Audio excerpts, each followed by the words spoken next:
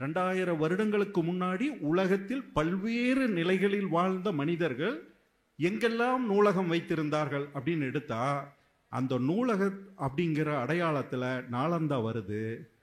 அப்படியே இங்க வந்தா சங்கம் வருது. தொடர்ச்சியா தஞ்சை சரஸ்வதி மகால் வருது.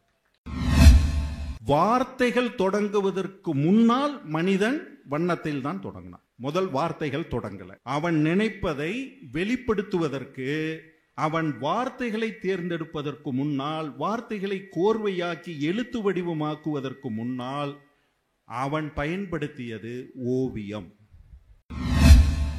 கல்கட்டாவுக்கு ஒரு பிரிட்டிஷ் ஆர்மி போஸ்டிங்ல ஒருத்த வர்றான்.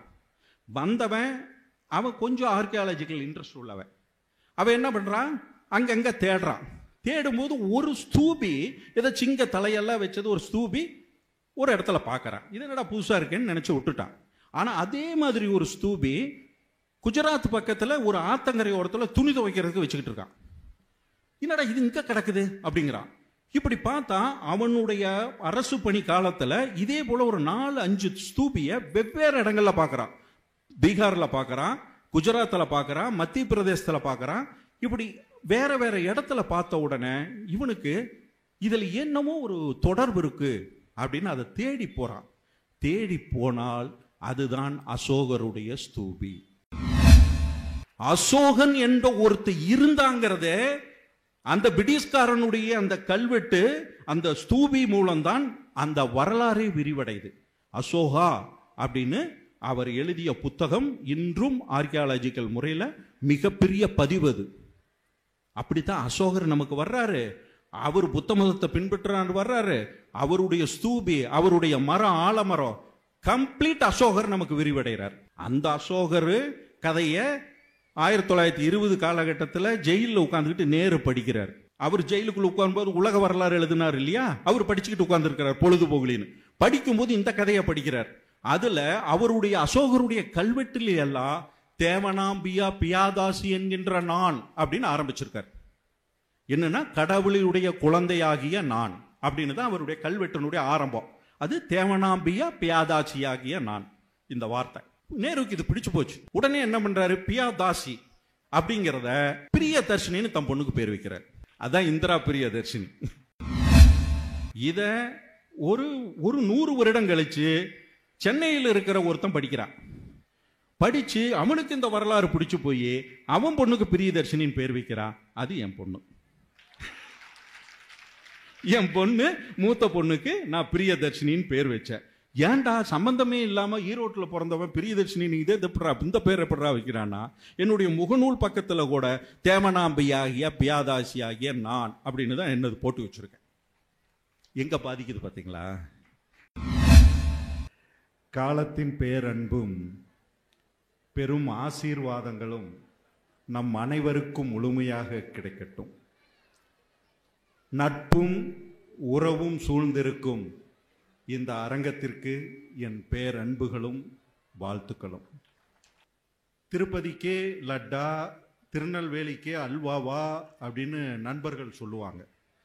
அந்த மாதிரி தஞ்சாவூருக்கே புத்தக திருவிழாவா, நாங்கெல்லாம் சரஸ்வதி மகால் வச்சிருக்கிறோம்டா அப்படின்னு ஒரு திமிர் இருக்குது உங்களுக்கு, தெரியுது.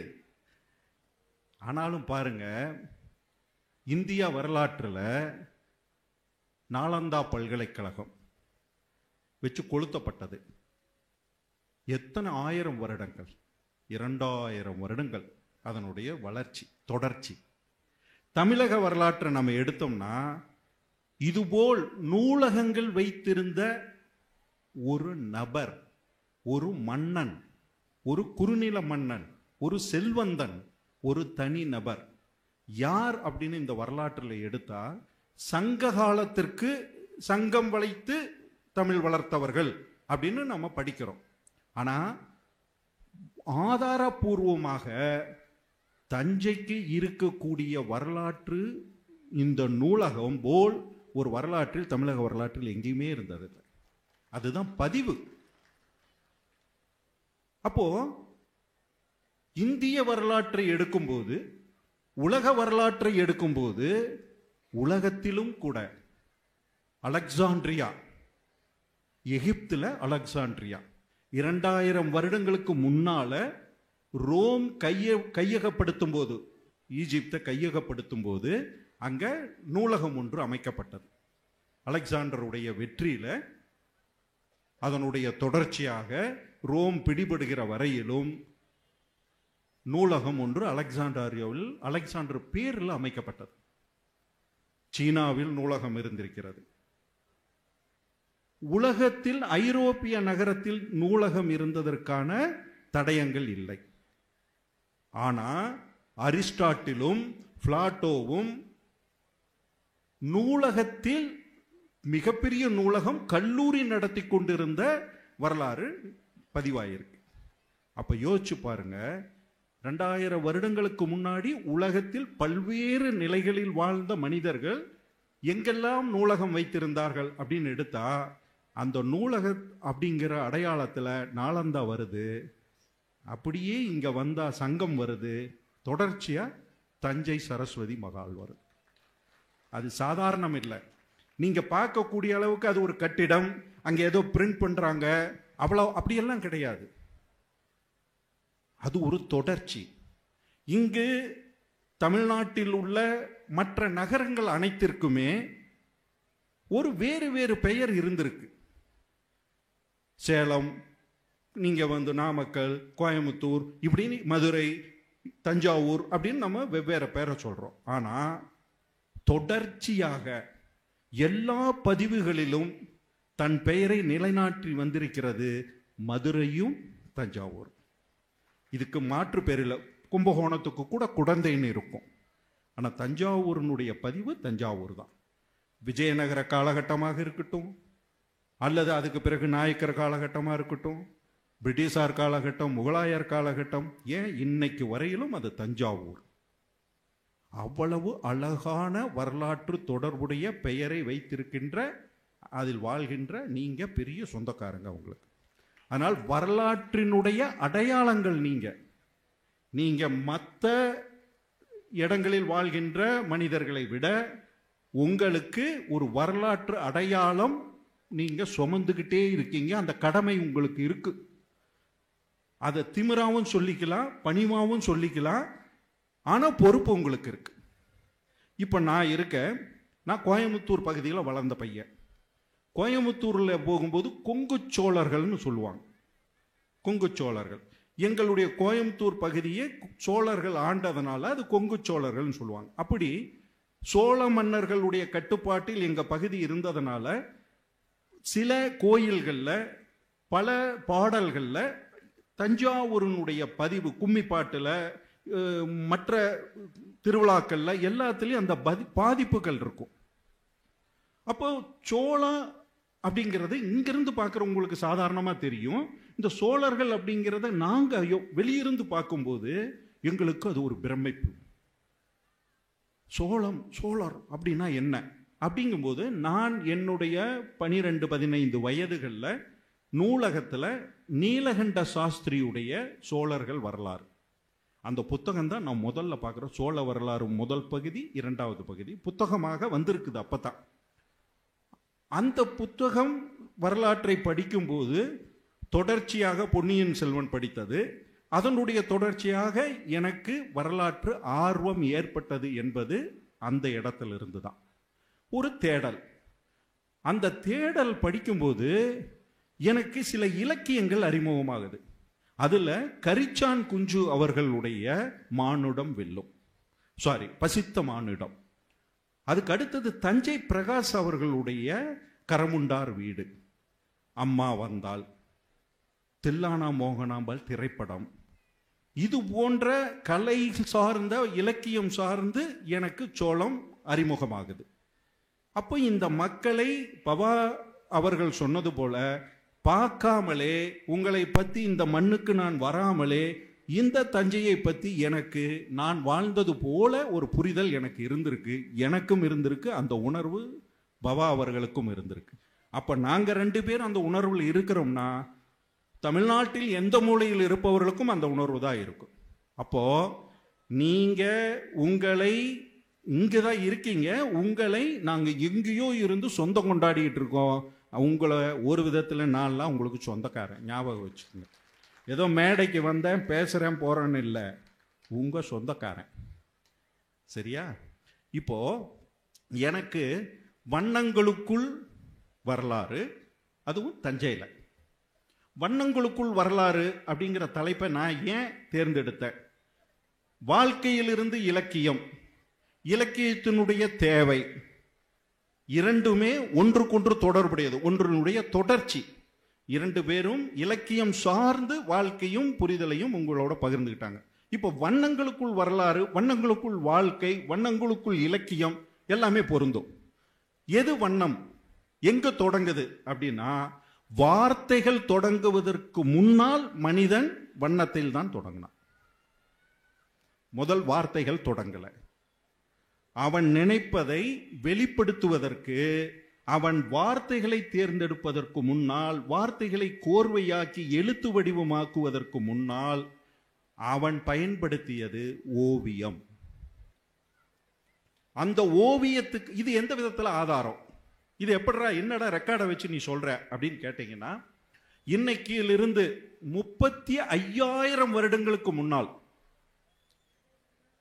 ஒரு வரலாறு ஆரம்பிக்குது. அது அகழ்வாராய்ச்சி துறையிலையும் தொல்லியல் ஆராய்ச்சி துறையோடும் உட்பட்டு நான் சொல்றேன். பிரான்ஸ், ஸ்பெயின், போர்ச்சுகல், கீழே வந்தீங்கன்னா இத்தாலி, கிரீக், இந்த பகுதிகளில் குகையில் இருக்கு குகை ஓவியங்கள், அதெல்லாம் கண்டறியப்பட்டது. குகை ஓவியங்களை போய் உள்ள பார்த்தா என்னடா இருக்கு அதுல அப்படின்னா, மாடு, ஆடு, திமிங்கிலம், இப்படியான மிருகங்களை வரைஞ்சிருக்கான் குகைக்குள்ள. அப்போ அன்று வாழ்ந்த மனிதன், நம்ம சொல்றோம் காட்டுவர் 2000 வருஷத்தை பெருமையா பேசுறோம். 35,000 வருடங்களுக்கு முன்னால் மனிதன் ஓவியம் வரைகின்ற திறமையோட இருந்திருக்கான். அவன் பார்த்ததை திருப்பி வரையக்கூடிய தன்மைக்கு வந்திருக்கான். அது எப்படி வரைஞ்சிருக்கான்னா, அவ்வளவு நேர்த்தியாக. ஒரு மாடு வரையணும்னா அந்த மாடு வால் இப்படி இருக்கணும், முதுகு இப்படி இருக்கணும், கொம்பு இப்படி அப்படியெல்லாம் இருக்கணும் இல்லையா? அப்பதான் அது மாடு மாதிரி தெரியும், ஓவியம் ஆகும். அவ்வளவு அழகா வரைஞ்சிருக்கான். இன்னைக்கு இருக்கிற தொழில்நுட்பத்தில் வரைந்தது போல் அது அன்றைய வரைஞ்சிருக்கான். அப்படின்னா மனிதன் 35,000 வருடங்களுக்கு முன்னால் எழுத்து வடிவம் நமக்கு இன்னைக்கு ரெக்கார்டில் இல்லை, ஆனா ஓவிய வடிவம் நமக்கு ரெக்கார்டு பூர்வமா இருக்கு. அதனுடைய தொடர்ச்சியா நீங்க பாத்தீங்கன்னா வருடங்கள் குறைஞ்சுக்கிட்டே வருது. 35,000, 30,000, 20,000, 2,000 அப்படி வரல. அப்படியே வெவ்வேறு இடங்களில், ஆஸ்திரேலியா, ஆப்பிரிக்காவினுடைய பல பகுதிகள், இந்த பக்கம் எடுத்துக்கிட்டீங்கன்னா மிடில் ஈஸ்ட், நம்ம சொல்லக்கூடிய ஈரான், ஈராக் பகுதி, இங்க எல்லாமே குகை ஓவியங்களும் பாறை ஓவியங்களும் கண்டறியப்பட்டிருக்கின்றன. எல்லாத்தினுடைய வருடங்களும் 25,000, 20,000, 15,000, 10,000 இப்படியான வருடங்கள்ல தான் இருக்கு. அப்ப தொடர்ச்சியாக மனித இனம் ஓவியத்தை வரையக்கூடிய அந்த தன்மையும் அறிவும் பெற்றவனாக இருந்திருக்கான். அது நமக்குள்ள இருந்துகிட்டே இருக்கு. அதுக்கு தனிப்பட்ட முறையில் படிக்கணும் அப்படியெல்லாம் இல்லவே இல்லை. அது இயற்கை நமக்கு கொடுத்த கிஃப்ட். சரி, இந்தியாவை இப்ப நம்ம எடுக்கிறோம். இந்தியாவுக்குள்ள நம்ம வந்தா அஜந்தா குகை நீங்க கேள்விப்பட்டிருப்பீங்க. அஜந்தா எல்லோரா, பாம்பேவுக்கும் மகாராஷ்டிராவுக்கும் மத்திய பிரதேசத்துக்கும் இடைப்பட்ட பகுதியில் ஒரு குகை கண்டறியப்படுது. அந்த குகை எப்ப கண்டறியப்படுதுன்னா 1820களில் ஸ்மித் அப்படிங்கிற ஒரு பிரிட்டிஷ்காரரு வேட்டைக்கு போற இடத்துல ஏதோ புதர் மண்டி கிடக்கு, போய் பார்க்கறாரு. பார்த்தா ஒரு குகை மாதிரி இருக்கு. உள்ள போனா அவ்வளவு ஓவியங்கள் வரையப்பட்டிருக்கு. ஆச்சரியப்படுறாரு, வெட்டி செதுக்குறாரு. செதுக்குனா கிட்டத்தட்ட 30 குகைகள், வெவ்வேறு விதமான 30 குகைகள் அங்கே வெளிப்படுது. அந்த குகைகள்ல ஓவியம் மட்டும் இல்லை, பாறைகளை கொடைஞ்சு பெரிய பெரிய தூண்கள் மேல நம்ம சொல்லுவோம் இல்லையா, ஃப்ளோர்னு சொல்லுவோம் இல்லையா, அதை பாறையிலேயே செதுக்கி அவ்வளவு பெரிய நுட்பத்தோட, அவ்வளவு மெக்கானிசத்தோட, அவ்வளவு அழகாக அந்த பாறை கல்வெட்டாகவும் ஓவியமாகவும் செதுக்கப்பட்ட ஒரு தொழில்நுட்பத்தோட அந்த பாறைகள் இருக்கு, குகைகள் இருக்கு. அந்த குகைக்குள்ள என்ன இருக்கு? அனைத்தும் புத்த மதம் சார்ந்த கதைகள், புத்தர் வாழ்க்கை, புத்தர் போதித்த சம்பவங்கள், அப்புறம் அந்த புத்த மத துறவிகள் அங்க உள்ள தங்குவதற்கான இடங்கள், இப்படியாக வடிவமைக்கப்பட்ட குகை. இதனுடைய வருடம் 2000க்கு முன்னால 200 வருஷம்.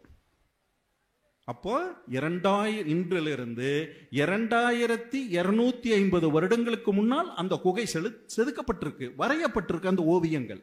அப்போ ஒரு 2250 வருஷங்களுக்கு முன்னால அவ்வளவு ஓவியமும் குகையும் செதுக்கணும்னா அந்த அன்னைக்கு வாழ்ந்த மனிதர்கள் எவ்வளவு அறிவுபூர்வமாக வளர்ந்திருக்கணும். அது முன்னாடி போகும் இல்லையா? அது ஒரு 1000 வருடம் 500 வருடம் முன்னாடி வச்சுக்குங்க. ஒரு 1000 வருட தொடர்ச்சியாக இருந்தால்தான் நீங்க அஜந்தா குகை ஓவியங்களையும் வரைய முடியும், அந்த குகையை செதுக்கவும் முடியும். அந்த செதுக்கல் இன்னைக்கு இருக்கிற மாதிரி மிஷின் கட்டெல்லாம் கிடையாது. அப்ப இரும்பு பயன்பாட்டில் இருந்திருக்கணும். இரும்பை இப்படி செதுக்கணும், இப்படி வெட்டணும் கல்ல அப்படிங்கிற அளவுக்கு அந்த தொழில்நுட்பம் தெரிஞ்சிருக்கணும். இரண்டாவது, அந்த ஓவியங்களில் இருக்கக்கூடிய தன்மை. நான் ஆரம்பத்தில் சொன்ன 30,000 வருடங்களுக்கு முன்னாடி சொன்ன ஓவியத்தன்மைக்கும் இதுக்கு வித்தியாசம் இருக்கு. மனித உடல் கூறுகள், கண் எங்க இருக்கணும், காது எங்க இருக்கணும்னு ஒரு அளவுகோல் இருக்கு இல்லையா? அந்த அளவுகோல் எல்லாம் மிக அழகாக பதிவாயிருக்கு. காஸ்டியூம், அவங்க என்ன உடை உடுத்துனாங்க, அந்த உடை பருத்தியில நெய்யப்பட்டதா வேற ஏதாவது மெட்டீரியல் செலக்ட் பண்ணி நெய்யப்பட்டதா, அது அந்த ஓவியத்துக்குள்ள தெரியுது. கழுத்துல நகைகள் போட்டிருக்காங்க, அந்த நகைகள் பாசியில செய்யப்பட்டதா, மண்ணுல செய்யப்பட்டதா, கல்லுல செய்யப்பட்டதா, அல்லது சங்குல செய்யப்பட்டதா, அல்லது நவரத்தனங்களாலானதுல செய்யப்பட்டதா, தங்கத்திலயா வெள்ளியிலையா? இதெல்லாம் ஒரு ஓவியத்தை பாட்டு நம்ம தெரிஞ்சுக்க முடியுமா? ஆனா அதை வரைஞ்சு அந்த அறிவும் பெற்றிருந்தாங்க, அது தெரியற மாதிரி வரைஞ்சவும் இருக்காங்க. அப்போ அந்த ஓவியம் நமக்கு ஒரு முன்னோடியாக இருக்கிறது. கிமு 200 ஆரம்பிச்சு அது அப்படியே வந்து சாதவானர் காலகட்டம்னு சொல்லுவாங்க, அது அப்படியே கீழே வந்து கிபி 200 காலகட்டம் வரையில் அது முடிஞ்சிருக்கு. அந்த குகைகள் புத்த மதத்தை அடிப்படையாக கொண்டது. அதில் ஒரு சில வண்ணங்கள் பயன்படுத்தியிருக்காங்க, முக அமைப்புகள், இது எல்லாம் புத்த மதத்துக்கு சார்ந்த அந்த ஓவியர்கள் பதிவானது. அதைத்தான் சீனாவிலிருந்து வந்த யுவான் சுவாங் பின்னாடி வந்தவங்க எல்லாம் அதை பதிவு பண்ணிட்டு போயிருக்காங்க. இதற்கு பிறகு அதனுடைய தொடர்ச்சி அதே காலகட்டத்தில் இங்க என்னடா நடந்திருக்குன்னா, நமக்கு கிமு 200 காலகட்டம் கரிகால் பெருவர்த்தான் காலகட்டம்னு வச்சுக்கோங்க. இன்னைக்கு இந்த மேடையில் வந்து நம்மளோடு நேரத்தை பகிர்ந்து சென்ற மாவட்ட ஆட்சியர் அவர்கள் கல்லணையில் இன்னைக்கு நீரை வந்து காவிரி நீரை வந்து இன்னைக்கு திறந்து விட்டுட்டு இங்க வந்து நின்று பேசினாங்க. 30 வருடத்துக்கு பிறகு தஞ்சை மகன் மண்ணுக்கு ஒரு அருமையான பெண்மணி சகோதரி இன்னைக்கு கலெக்டரா வந்திருக்காங்க. அவங்க நின்று பேசும்போது கல்லணையில் தண்ணியை திறந்து விட்டுட்டு இங்க வந்து பேசுறாங்க. சம்பவம். ஆனா அந்த கல்லணை கரிகால் பெருவர்த்தனால் கட்டப்பட்டது. அப்போ நம்ம ஒரு மெக்கானிசம் கொண்டு வந்துட்டோம். கல்லணை மெக்கானிசம் நம்ம கைக்கு வந்துருச்சு, இந்தியாவில் எங்கேயும் இல்லை. அப்போ நம்ம அறிவுபூர்வமானவர்களாக நம்ம அன்றும் மெக்கானிசத்தையும் இந்த இன்ஜினியரிங் கான்செப்டை வைக்கிறவங்களாகத்தான் நம்ம இருந்திருக்கோம். அந்த காலகட்டத்தில் தான் பல்லவர்கள் காலகட்டம் தொடங்குது. அவங்க நார்த் இந்தியாவில் இருந்த பாறையை குடைந்து ஒரு கோவிலை உருவாக்குது, ஸ்கல்ப்சர் உருவாக்குற கான்செப்டை அவங்க இங்க எடுத்துக்கிட்டு வர்றாங்க. அவர்கள் தான் காஞ்சிபுரமும் மகாபலிபுரமும் பாறைகளை தேடி குடைவரை கோயில் அமைக்கிறாங்க. அது வந்து அஜந்தா கோவிலுடைய தொடர்ச்சி. அதெல்லாமே கிபி 200 காலகட்டத்துக்கு பிறகு நடக்கிற ஒரு சம்பவம். அப்போ ஒன்றினுடைய தொடர்ச்சியாகத்தான் ஒன்று இருக்கு. அதே சமயத்தில் ஒன்று போல் சிந்தித்ததும் நடந்திருக்கு. அங்க என்ன சிந்திச்சானோ அதே காலகட்டத்தில் நம்ம இங்கேயும் சிந்திச்சிருக்கோம். இன்னொன்னு, அங்க சிந்திச்சதை சுமந்து வந்து வரலாற்றினுடைய தொடர்ச்சி சமூக மாற்றத்தில் பின்னாடி இங்க நாம பதிவும் பண்ணியிருக்கோம். ஓவியம் என்பது இந்த இடையில நீங்க கல்லுல ஒன்ன பதிவு பண்ணணும்னா நேரடியா செதுக்க முடியாது. அப்ப என்ன பண்ணணும்னா மாக்கல்லுல அல்லது சுண்ணாம்பு கல்லுல நீங்க கல்லுல வரையணும். இங்க செதுக்கணும், இங்க கை வரும், இங்க கண்ணு வரும் இப்படின்னு நீங்க முதல்ல மாவு கல்லுல வரையணும். இரண்டாவது, ஒரு கோயில், குடைவரை கோயில் நம்ம பதிவு பண்றோம்னா தோளிலோ மரப்பட்டையிலோ சாறுகளை வைத்து நீங்க முதல்ல வரையணும். வரைஞ்சு பொறுப்பில் இருப்பவர்களிடம் இது இப்படித்தான் வரும் அப்படின்னு காட்டணும். இரண்டாவது, சிற்பிகளிடம் இந்த ரெஃபரன்ஸை, இந்த மேப்பை கொடுக்கணும். அப்போ ஓவியம் என்பது நம்மிடமும் இருந்திருக்கிறது. சிலைகள் ஆவதற்கு முன்னால், ஸ்கல்ப்சரா மாறுறதுக்கு முன்னால், குடைவரை கோயில்களாக மாறுவதற்கு முன்னால் அது அடிப்படையில் ஓவியமாக இருந்துதான் அது அதுவாக மாறியிருக்கு. ஆனா நமக்கு என்னன்னா, ஓவியத்தெல்லாம் நாம தொடல. ஓவியத்தை விட சங்க சித்திரங்கள்னு சொல்லுவோம். நம்ம எப்படின்னா சங்க இலக்கியம்னு சொல்ல மாட்டோம், அது ஒன்று சொல்லுவோம். ஆனா சங்க சித்திரங்கள் பேசுறத நம்ம ஓவியம் அந்த அது பொண்ணு அப்படி பாருங்க ஓவியம் மாதிரி இருக்காம சாதாரணமா சொல்லும் போது சொல்லுவோம். எல்லாத்துக்கும் உதாரணங்கள் ஓவியமா சொல்லுவோம், பேச்ச ஓவியமா சொல்லுவோம். வாழ்க்கையா அவனது அப்படியே ஒரு ஆர்ட் ஃபார்மேட்ல இருக்குங்க, அப்படியே டிசிப்ளினா இருக்குங்க அவன் வாழ்க்கை அப்படின்னு சொல்லுவோம்.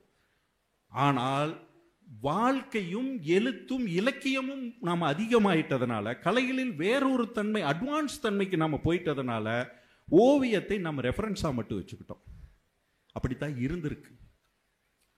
நமக்கு முத்தரையர் காலம், இப்ப நமக்கு பல்லவர்கள் காலத்தில் இருந்து, குறுநில மன்னவர்களாக இங்கிருந்த காலத்தில் இருந்து, சோழர்கள் இருந்ததிலிருந்து 800 சில்லறையில விஜயாலயன் வந்ததுக்கு பிறகு, இங்கே தஞ்சாவூர் என்பது தலைமை இடமாக மாறிய பிறகு, தஞ்சாவூரில் இருக்கிற தலைமை இடத்தில் பொறுப்புக்கு வந்தவர்கள் கட்டிடக்கலையை பெரிய ஈடுபாடு கொண்டிருக்காங்க. அப்ப கட்டிடம் எல்லாம் எப்படி இருந்தது? சுண்ணாம்பு சுதையில இருந்தது. கற்றளி எடுப்பது என்பது மிக முக்கியமான பங்களிப்பா மாறுது.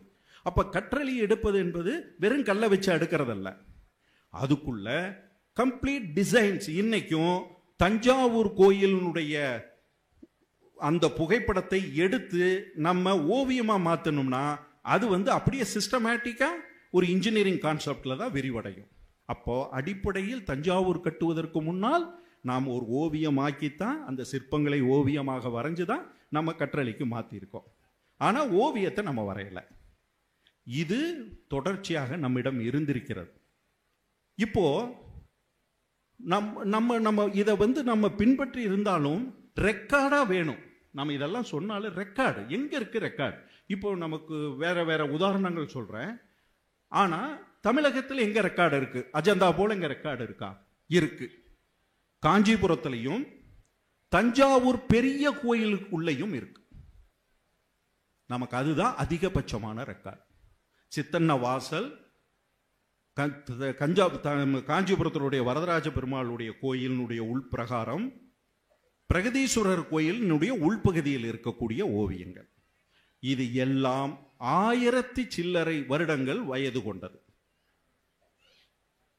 காஞ்சிபுரம் பல்லவர்கள் காலத்தில் முன்னாடி காலகட்டம்.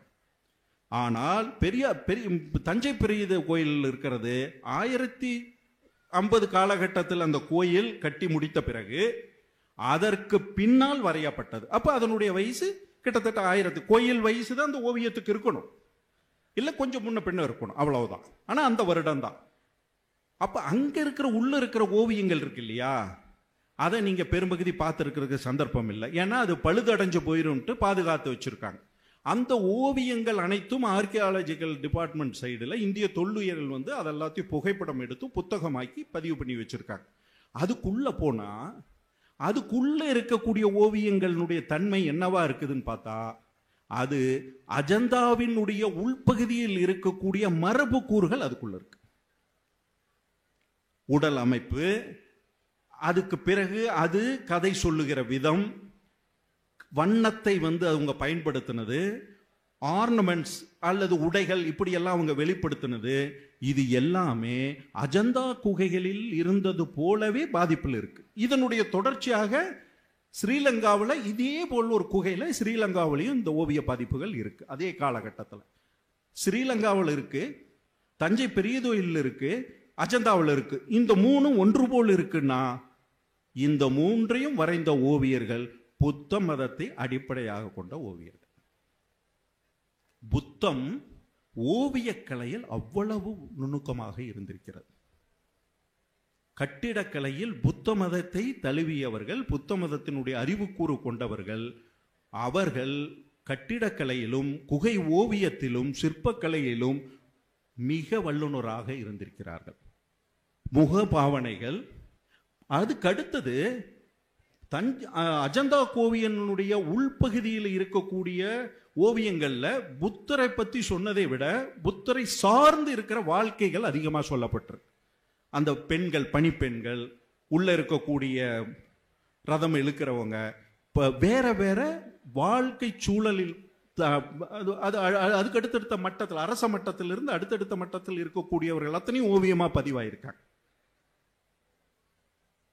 எங்க மனிதத்தின் மேல், எல்லா மனிதர்கள் மேல் அன்பு கொண்டு நீங்க ஒரு பவா செல்லத்துறையும் தம்பியும் சொன்னது போல இலக்கியம் மனிதத்தை அடிப்படையாக வைத்துத்தான் இலக்கியம். அதுபோல கலையும் மனிதத்தினுடைய அடிப்படையிலேயே இருந்திருக்கு. அது புத்தம் செஞ்சிருக்கு. ஆனா அதனுடைய தொடர்ச்சியாக இந்திய முழுக்க அதனுடைய பாதிப்புகளில் வந்த ஓவியங்களில் எளிய மனிதர்களுக்கு இடம் குறைவு. அனைத்தும் கடவுள்கள் சார்ந்து போயிடுச்சு. அனைத்தும் புராணங்களையும் கடவுள் நம்பிக்கைகளையும் கடவுள் சார்ந்து சொல்லப்பட்ட கதைகளையும் ஓவியமாக்குச்சே தவிர எளிய மனிதர்களுக்கான கதை மிக குறைவு. சிவனுடைய லிங்கத்தின் மேல காலை வச்சு ஒரு வேடன் கண்ணை குத்திக்கிட்டான்னு சொல்ற ஒரு கதையில ஒரு எளிய மனிதன் வர்றான். அது மாதிரி சிவன் கதையில் ஒரு எளிய மனிதன் வருவான். ஆனா எளிய மனிதன் வாழ்க்கைய சொன்னானா இந்த ஓவியம் சொல்லியிருக்கான்னா தமிழகத்திலும் இல்லை, இந்தியாவிலும் இல்லை. ஆனா ஈஜிப்தில் இருந்தது, எகிப்தில் இருந்தது. எகிப்தில் 1920 இன்றிலிருந்து 100 வருடங்களுக்கு முன்னால் ஒரு பிரிட்டிஷ்காரர் கண்ட்ரோல்ல ஈஜிப்த் இருந்தது. பிரிட்டிஷனுடைய கண்ட்ரோல்ல இருக்கும்போது ஈஜிப்தினுடைய பிரமிடெல்லாம் இருக்கு இல்லையா, பிரமிடுக்குள்ள போய் நிறைய பிரிட்டிஷ்காரங்கெல்லாம் உள்ள போய் நகை இருக்கா அது இருக்கா அப்படி எல்லாம் கொள்ளையடிப்பாங்க. அப்போ உள்ளூரில் இருக்கிற மக்கள் எல்லாம் என்ன பண்ணாங்கன்னா, ஐயோ அதுக்குள்ள பேய் இருக்கு, உள்ள போனா அடிச்சிரும் செத்துரும். இன்னைக்கு நம்ம புவனேஸ்வரில் பேசிக்கிட்டு இருக்கிறோம்ல, ஒரிசாவில் பேசுறோம் இல்லையா, அந்த கோயிலுக்குள்ள போனா அடிச்சிருந்தாங்க. போனாங்க, ஒன்றும் அடிக்கல. பாம்பு காவல் காக்குது அது இதுன்னு எல்லா கதையெல்லாம் பவாசல்லத்துறையை விட அதிகமாக கதை விடுற ஆளுங்க நம்ம ஆளுங்க. வரலாறு அதெல்லாம் நம்பாது. வரலாறுக்கு உண்மை வேணும். நீ என்ன கதை வேணாலும் விடு, எனக்கு நிரூபிங்கிறது தான், அதுதான் வரலாற்று. அப்படி அந்த குகைகளை எல்லாம் ஆராய்ச்சி செய்யறதுக்காக கார்ட்டர்னு ஒருத்தர், அவர் அவருக்கெல்லாம் ஃபைனான்ஸ் எல்லாம் பண்ணாங்க. அவர் அங்கேயே கதியா கிடந்தாரு. போய் எல்லா பிரமிடுக்குள்ளையும் தேடினாரு, ஒண்ணுமே ஆப்படலை. வேற வழி இல்லாம அவர் கூட இருந்தவங்க எல்லாம் சில பேர் செத்து போயிட்டாங்க. இவர் வேற வழி இல்லாம மூட்டை முடிச்சு கட்டிட்டு கிளம்புற மூடுக்கு வந்துட்டார். வரும்போது அவருக்கு டீ காஃபி கொடுத்துக்கிட்டு இருந்த ஒரு ஈஜிப்தியன், ஒரு எகிப்து மனிதன், சார் இந்த இடத்துல என்னமோ இருக்கு அப்படின்னா, என்னடா நான் டீ கொண்டு வரும்போது வண்டியில் ஏதாவது இடிச்சுது அப்படின்னா, என்கடாண்ணா வாடா, மூட்டை முடிச்செல்லாம் கட்டி வண்டியில் ஏற்றுற சமயத்தில் போய் அதை எட்டி பார்த்தாங்க. பார்த்தா ஒரு கல் மட்டும் தூக்கிட்டு நின்றுது. சரி நோண்டுறான்னா, அப்படி நோண்டுனாங்கன்னா அது ஒரு சின்ன கதவு மாதிரி தோணுச்சு. எல்லாம் நிறுத்துங்கடான்னு எல்லா வண்டியும் நிறுத்திட்டு கடப்பாறை எல்லாம் எடுத்துக்கிட்டு இறங்கி நோண்டுனா அது ஒரு கதவு. உடைச்சா அது ஒரு குகை போகுது. அந்த குகைக்குள்ள போனா தடுப்பு அது ஒரு பிரமிடுக்குள்ள உள்ள போய்கிட்டே இருக்கு. போனா ஒரு மிகப்பெரிய கதவை உடைத்தால் உள்ள மிக பிரமாண்டமான பாதாள அறையும் அதன் சுவர்கள் முழுக்க ஓவியங்கள். என்ன ஓவியங்கள் அப்படின்னு பார்த்தா, எகிப்தில் இருந்த சாதாரண மனித தினசரி வாழ்க்கையெல்லாம் வரையப்பட்டிருக்கு. வாத்து பிடிக்கிறது, மாடு கயிறு போட்டு கட்டி அறுக்கிறது, அப்புறம் மீன் பிடிக்கிறது, பறவைகள், மரங்கள், விவசாயம். அன்னைக்கு இருந்த வாழ்க்கை இன்னைக்கு இருக்கிற பொன்னியின் செல்வன் சினிமாவை விட 100 மடங்கு வரைஞ்சிருக்கான். அதுல அவர் பார்த்தாரு. அந்த புகைப்படங்கள் அத்தனையும் மிக முக்கியம், அதை சொல்லிடுறேன். இப்போ உள்ள போய் உடைச்சு இன்னொரு பெரிய கதவு இருந்தது. அதை உடைச்சா உள்ள ஒரு மன்னன் பயன்படுத்திய அத்தனை பொருள்களும் உள்ள பாதுகாக்கப்பட்டிருக்கு. சேரட் வண்டி, அவருடைய உடை, சேர், செருப்பு, துணி எல்லாம் பாதுகாக்கப்பட்டிருக்கு. அனைத்தும் தங்கத்தில் இருக்கு. அந்த அந்த பாதாள அறை துட்டகாமன் என்கின்ற ஒரு இளம் வயது எகிப்திய மன்னனுடைய மரண அறை. அதுல கடைசியில் எல்லாம் பாதுகாத்து வச்சிருக்காங்க. வரலாற்றை அப்படி ஓபன் பண்ணி விட்டது.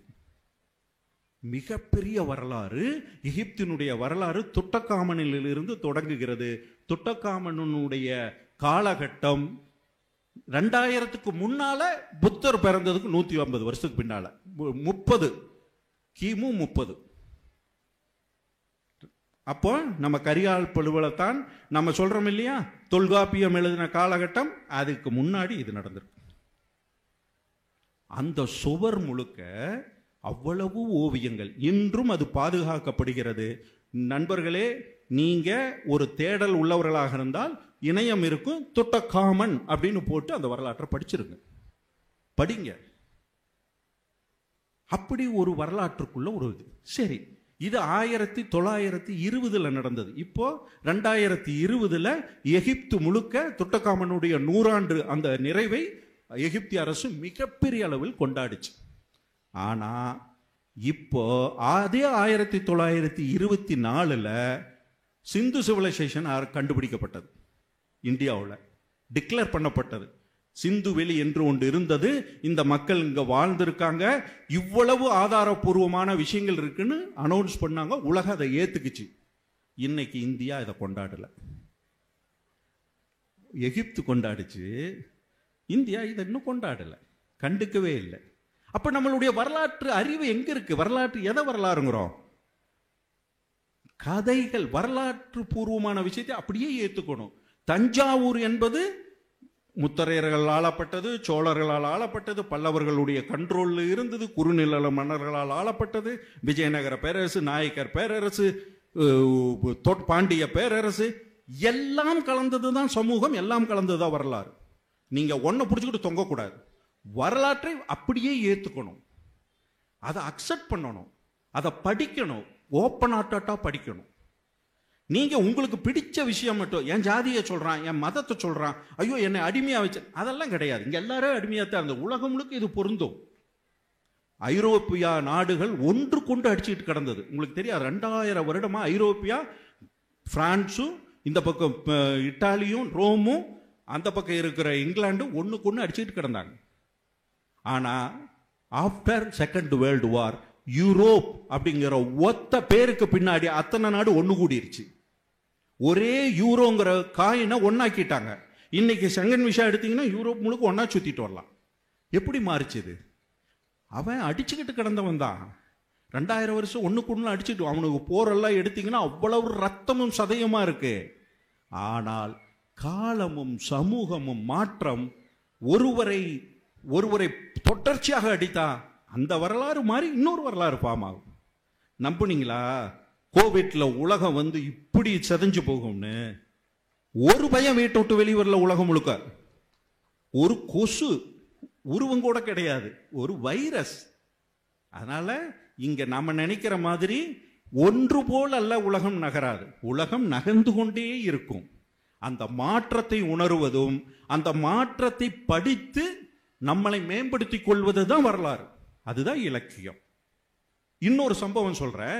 1920 இந்த துட்டகாமன், 1800 சில்லறையில 820, அதுல இருந்து 100 வருஷத்துக்கு முன்னாடி ஒரு சம்பவம் நடக்குது. அதே ஈஜிப்துல நெப்போலியன் என்ன பண்றான், பிரான்ஸ்ல அதிபதி ஆயிடுறான்.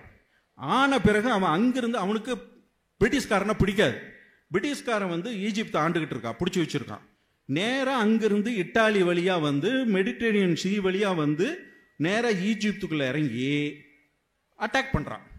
இந்த போர்ல என்ன நடந்துருதுன்னா, பிரான்ஸ், அதாவது நெப்போலியனுக்கு அவ்வளவு சக்சஸ் கிடைக்கல. வேற வழி இல்லாம நெப்போலியன் எஸ்கேப் ஆகி படைகளை மட்டும் விட்டுட்டு அவன் திருப்பி போயிடுறான், பிரான்ஸ் போயிட்டான்.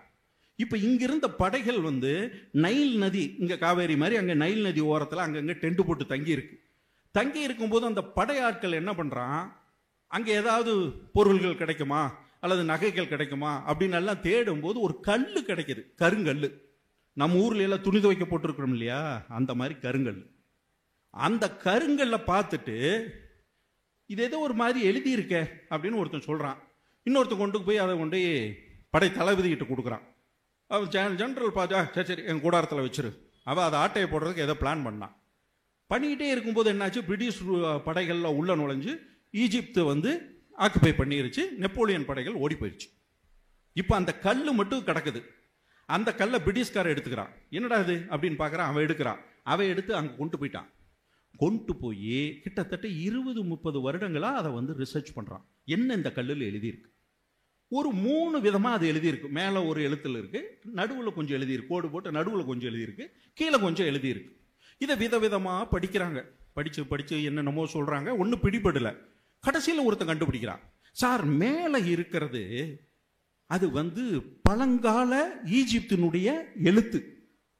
ஆனால் அதுக்கு அடுத்து நடுவில் இருக்கிறது Rome sir, Roman letter sir அப்படிங்கிறான். என்னடா சொல்கிறேன்னா, அது இவன் அலெக்சாண்டர் இதை பிடிச்ச பிறகு கிளியோபேட்ரா பரம்பரை, டாலமி பரம்பரை, அலெக்சாண்டர் பரம்பரையாக மாறிடுது. அவனுங்க அதையே ரெண்டாவது எழுதியிருக்கானுங்க. மூணாவது என்னடானா, மூணாவது எழுத்து இப்போ இருக்கிற எழுத்து சார்.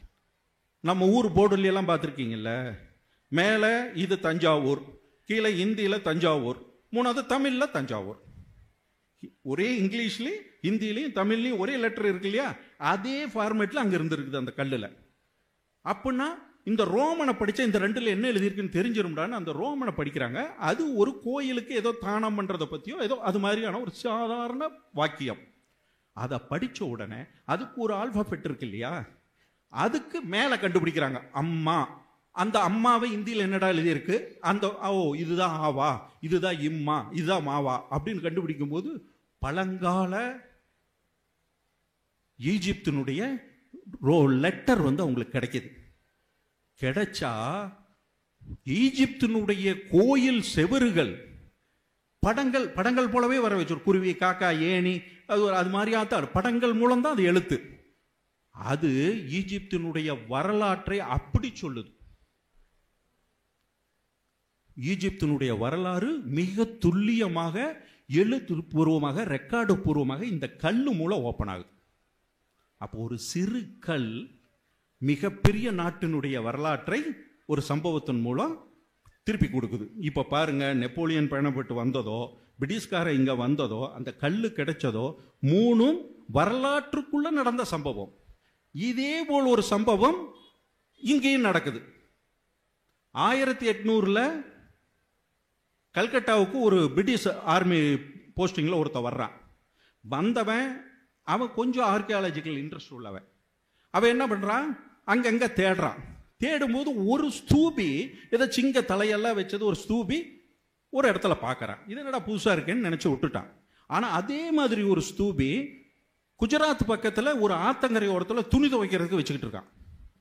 என்னடா இது இங்கே கிடக்குது அப்படிங்கிறான். இப்படி பார்த்தா அவனுடைய அரசு பணி காலத்தில் இதே போல ஒரு 4-5 ஸ்தூபியை வெவ்வேறு இடங்கள்ல பார்க்குறான். பீகாரில் பார்க்குறான், குஜராத்தில் பார்க்குறான், மத்திய பிரதேசத்தில் பார்க்குறான். இப்படி வேற வேற இடத்துல பார்த்த உடனே இவனுக்கு இதில் என்னமோ ஒரு தொடர்பு இருக்கு அப்படின்னு அதை தேடி போறான். தேடி போனால் அதுதான் அசோகருடைய ஸ்தூபி. அசோகன் என்ற ஒருத்தர் இருந்தாங்கிறத அந்த பிரிட்டிஷ்காரனுடைய அந்த கல்வெட்டு, அந்த ஸ்தூபி மூலம்தான் அந்த வரலாறே விரிவடைது. அசோகா அப்படின்னு அவர் எழுதிய புத்தகம் இன்றும் ஆர்கியாலஜிக்கல் முறையில் மிகப்பெரிய பதிவு. அது அப்படித்தான் அசோகர் நமக்கு வர்றாரு. அவர் புத்த மதத்தை பின்பற்றான்னு வர்றாரு. அவருடைய ஸ்தூபி, அவருடைய மரம், ஆலமரம், கம்ப்ளீட் அசோகர் நமக்கு விரிவடைகிறார். அந்த அசோகர் கதையை 1920 காலகட்டத்தில் ஜெயிலில் உட்கார்ந்துக்கிட்டு நேரு படிக்கிறார். அவர் ஜெயிலுக்குள்ள உட்காரும்போது உலக வரலாறு எழுதினார் இல்லையா, அவர் படிச்சுக்கிட்டு உட்கார்ந்துருக்கிறார் பொழுதுபோகலின்னு. படிக்கும்போது இந்த கதையை படிக்கிறார். அதுல அவருடைய அசோகருடைய கல்வெட்டில் எல்லாம் தேவனாம்பியா பியாதாசி என்கின்ற நான் அப்படின்னு ஆரம்பிச்சிருக்கார். என்னன்னா கடவுளுடைய குழந்தையாகிய நான் அப்படின்னு தான் அவருடைய கல்வெட்டினுடைய ஆரம்பம். அது தேவனாம்பியா பியாதாசி ஆகிய நான் இந்த வார்த்தை. நேருக்கு இது பிடிச்சு போச்சு. உடனே என்ன பண்றாரு, பியாதாசி அப்படிங்கிறத பிரிய தர்ஷினின்னு தம் பொண்ணுக்கு பேர் வைக்கிறார். அதான் இந்திரா பிரியதர்ஷினி. சரியா? இத ஒரு 100 வருடம் கழிச்சு சென்னையில் இருக்கிற ஒருத்தன் படிக்கிறான். படிச்சு அவனுக்கு இந்த வரலாறு பிடிச்சு போய் அவன் பொண்ணுக்கு பிரியதர்ஷினின்னு பேர் வைக்கிறான். அது என் பொண்ணு.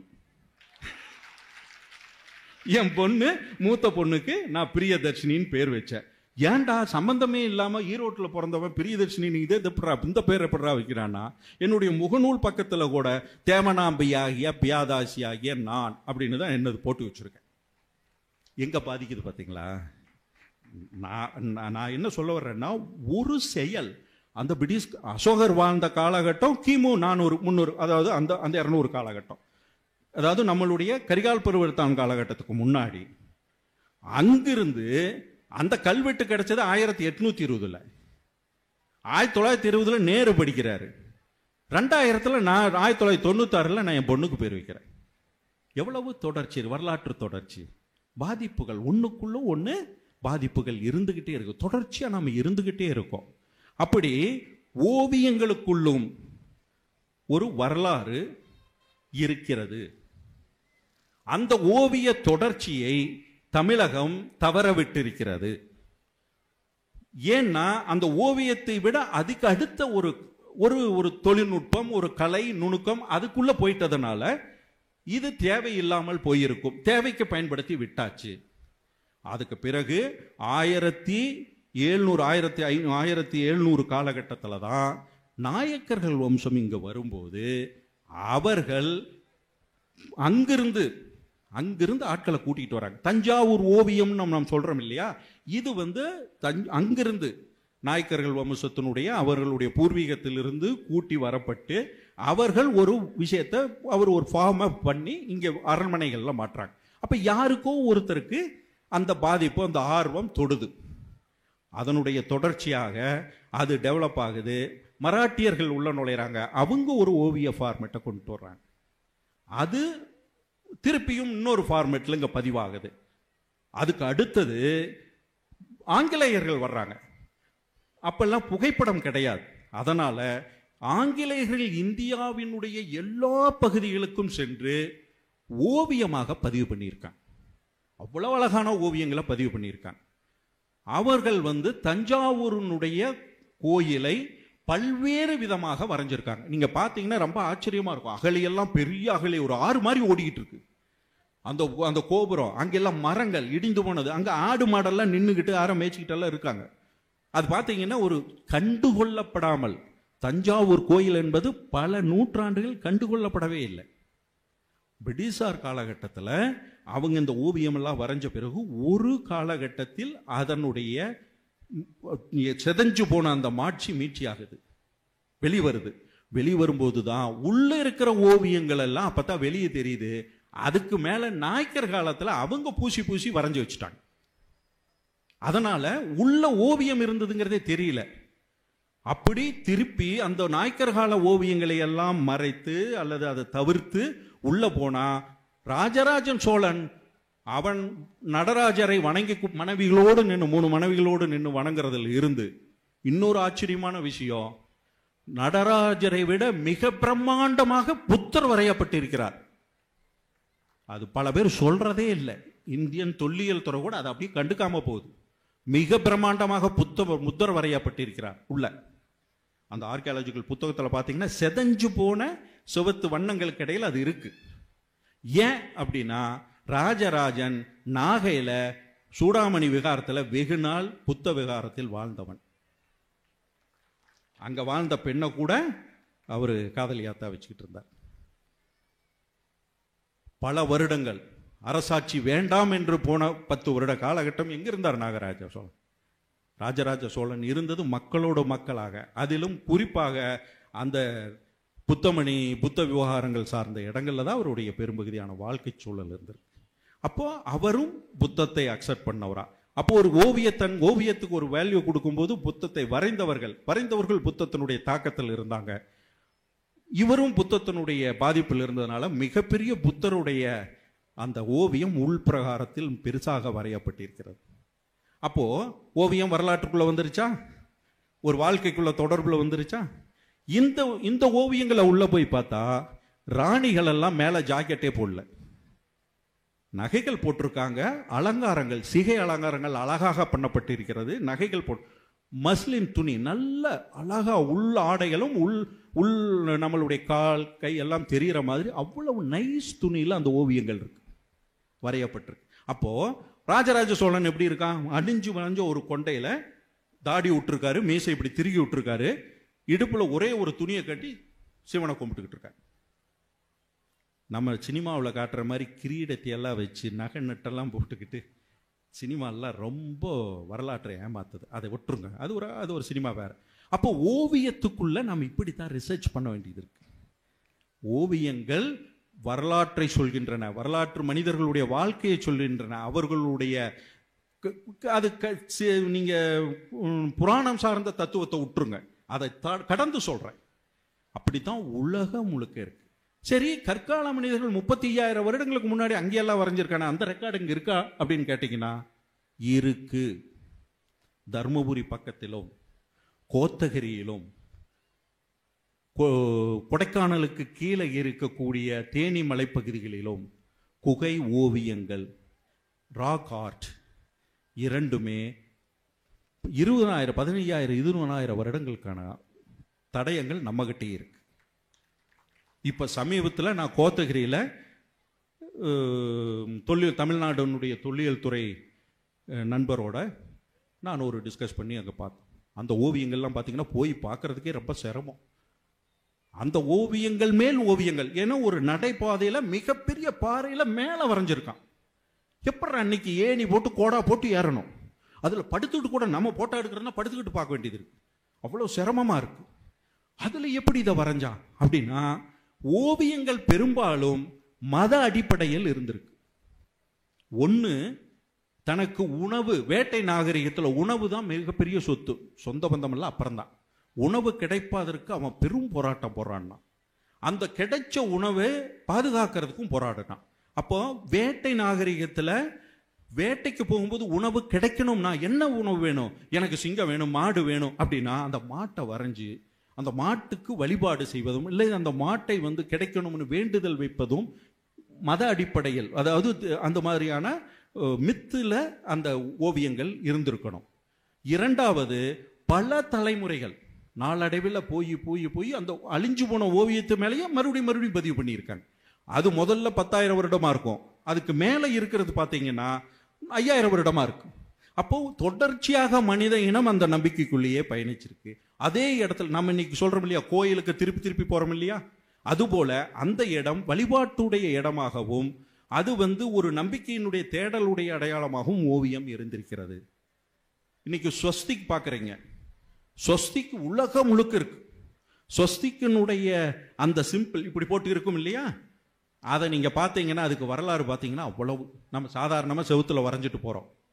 கோலங்கள் பாரு, இன்னைக்கு கோலமெல்லாம் நம்ம போடுற கோலத்தில் இருக்கிற கோடுகளுக்கெல்லாம் அவ்வளவு தொடர்ச்சி இருக்கு. சாதாரணமாக நம்ம கோலம் போட்டு போறோம், அவ்வளவு தொடர்ச்சி இருக்கு. அதெல்லாம் நம்மளை பின்தொடர்ந்துகிட்டே இருக்கு. நம்ம சொந்த பந்தமெல்லாம் நம்மளை விட்டுட்டு போயிடும். ஆனா கோடுகளும் வண்ணங்களும் நமக்குள்ள இருந்துகிட்டே இருக்கு, நம்மளை அது தொடர்ந்துகிட்டே இருக்கு. அதுக்கு இடையில தான் மனுஷன் இருக்கா. இப்படி உலகம் முழுக்க வண்ணமயமானது. உலகத்தில் ஒவ்வொரு உணர்வுகளுக்கும் ஒரு நிறம் உண்டு. கோபத்துக்கு சிவப்பு, சாந்தத்துக்கு வெள்ளை, இப்படி 7 நிறம்னு சொல்றோம் இல்லையா. 7 நிறத்தை பிரிச்சு வச்சீங்கன்னா ஒவ்வொரு நிறத்திற்கும் ஒரு குணம் உண்டு. மனிதனுடைய குணங்கள் வண்ணங்களுக்குள் அடங்கி இருக்கிறது. இயற்கை வண்ணங்களால் ஆனது. நீங்க பார்த்தீங்கன்னா சூரிய வெளிச்சம், நாய், நரி, குருவி, மரம், செடி, கொடி, ஆடு, வானம் எல்லாமே வண்ணமயமானது. அதனால் வண்ணங்களுக்குள்ளதான் வாழ்க்கை, வண்ணங்களுக்குள் வரலாறு, இந்த வரலாற்றுக்குள்ளதான் தஞ்சை, தஞ்சைக்குள்ளதான் நீங்க, உங்களுக்குள்ளதான் நான். வந்துட்டுமா? இவ்வளவுதான். அதனால வெறும் உங்க குழந்தைங்க யாராவது ஓவியம் வரைகிறானா கிறுக்காதேன்னு சொல்லாதீங்க. அவன்ல சொல்ற நீங்க தான் கிறுக்க. அவன் கிறுக்கல் அல்ல, அவன் பலாயிரக்கணக்கான மனிதனுடைய தொடர்ச்சி. தயவு செய்து அந்த குழந்தைய என்கரேஜ் பண்ணுங்க. செவுத்துல கிறுக்குனா கிறுக்க விடுங்க. கிறுக்குனது எல்லாம் போட்டோ எடுங்க, எல்லாத்தையும் போட்டோ எடுங்க. செவுத்த டக்குன்னு வெள்ளையடிச்சு விட்டுறாதீங்க. ஐயோ பையன் கிறுக்குனது, அது வெள்ளையடிக்கூடாதுன்னு சொல்லுங்க சொந்த பந்தத்துக்கிட்ட. செவரு அழகா இருக்கணும்னு பார்க்காதீங்க, அது பார்க்க வேண்டாம். பிள்ளையினுடைய கிறுக்கல் அவ்வளவு நூற்றாண்டு, அவ்வளவு கோடிக்கணக்கான வருடங்களுடைய தொடர்ச்சி அது. அவ அந்த கிறுக்கலை போய் கேட்டு பாருங்க. அந்த பையன் ஒரு கதை சொல்லுவான். அம்மா இதெல்லாம் ஒரு கார் போகுதா, போய் இங்க இடிச்சிருச்சுமா. அது கோடுதான் இருக்கும், கிறுக்கலா இருக்கும். ஆனா அதுக்குள்ள ஒரு உலகம். ஒரு குழந்தைக்கு எப்படி அந்த உலகம் இருக்கு? அப்ப அந்த கோட்டுக்குள்ள ஒரு உலகம் இருக்கா? டாக்டர்கிட்ட போறோம், நமக்கு ஒரு எக்ஸ்ரே கோடு கோடா இருக்கு, நெஞ்சு வலின்னு போய் எடுத்திருப்போம் இசிஜி. அவர் இப்படி பார்ப்பாரு, நமக்கு அது ஏதோ கோடு, ஆனா அதுக்குள்ள ஒரு அர்த்தம் இருக்கிறது. அந்த கோட்டுக்குள்ள ஒரு கதை இருக்கு, ஒரு வாழ்க்கை இருக்கு, ஒரு வரலாறு இருக்கு. அது உங்க மருத்துவமா இருக்கலாம், அல்லது அந்த குழந்தையுடைய கனவு உலகமா இருக்கலாம். அதனால் கோடுகள் வெறும் கோடுகள் அல்ல, அப்படி பார்க்காதீங்க. யாராவது அப்படி பார்த்துருந்தீங்கன்னா இன்னையோட அதை விட்டு தொலைச்சிருங்க. உங்களை சுத்தி பேய் பிசாசு மாதிரி வண்ணங்கள் சுத்திக்கிட்டே இருக்கு, அதை பகைச்சிக்காதீங்க, அதை ஃப்ரெண்ட் ஆக்கிக்குங்க. அது உங்களுக்கு எல்லாம் உண்மையிலுமே கனவுல நல்லா வரும். துணிமணி எடுக்க போறீங்க, வெள்ளை துணி எடுக்கிறீங்களா, எவ்வளவு கலர் பார்க்குறீங்க. அதனால வண்ணங்களுக்குள் வரலாறும், வரலாற்றுக்குள் உங்க வாழ்க்கையும் மிக சிறப்பாக இந்த வாழ்வை கடந்து போவதற்கு துணையாக இருக்கட்டும். இந்த நேரத்திற்கும் இந்த பகிர்வுக்கும் எனது மனமார்ந்த அன்புகளும் வாழ்த்துக்களும். நன்றி.